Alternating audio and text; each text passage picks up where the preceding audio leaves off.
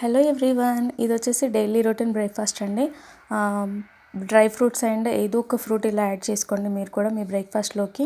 ఇది అందరికీ తెలిసింది, బట్ ఫ్రమ్ మై సైడ్ నాకు ఏదో ఒక టిప్ మీకు చెప్పాలనిపించింది హెల్దీ వెయిట్ గెయిన్ కోసము. సో దట్ ఇది షేర్ చేస్తున్నాను.